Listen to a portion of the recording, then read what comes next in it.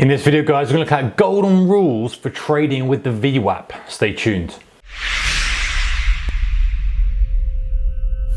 Hey traders, warm welcome to you. All right, so volume weighted average price, or VWAP, super useful tool. I've done an introductory video. We talked about what it's all about, but in summary, it's a benchmark that institutions and algorithms use for execution. So as day traders specifically, it's such a valuable indicator. Guys, if I could have just one indicator on my chart, if I was a day trader, VWAP would be it. It is the most useful tool, I believe, out there for day traders. Okay, so some of the golden rules, let's have a look. Let's go to the screens and take a look at the VWAP.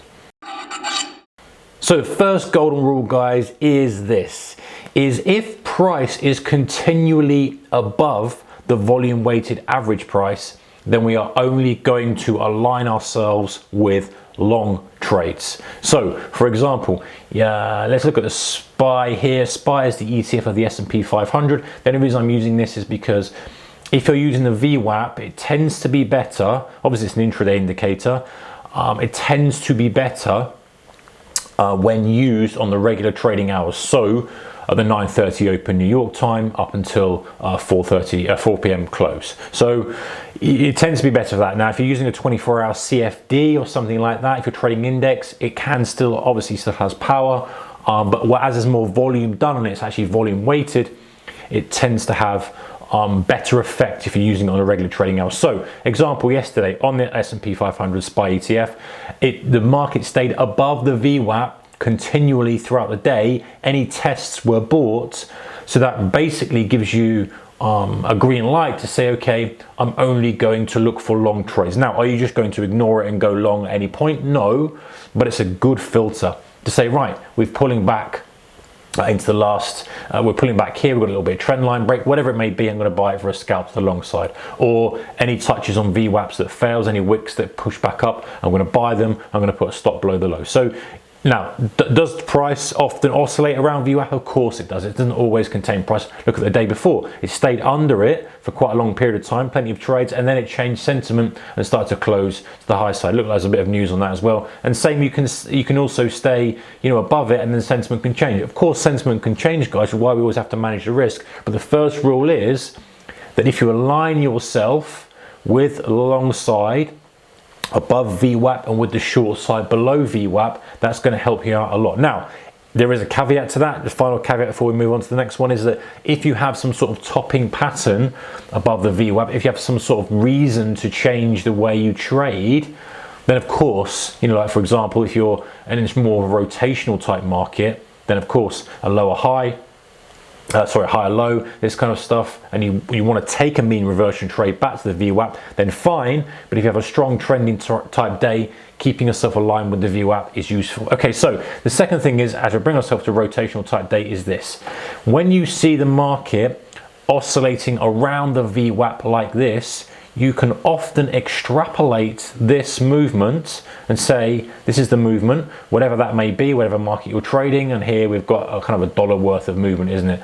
You can extrapolate that and use that as a framework for future rotations throughout the day. So in other words, if you go from high to low $1, then you can assume that the next high to low will be about that. So you can start to fade moves away from the VWAP for a move back above, etc. Shorting, long into the under the VWAP, going long under the VWAP, going short above it. And you can then see how this kind of very, very rough guide gives you a guide for the rest of the day, and it's only when it's oscillating around the VWAP. And the third thing, guys, is the distance away from the volume weighted average price. So when you start to look and say, okay, how far do we move away from the VWAP, you can start to use that as a stop point then for future.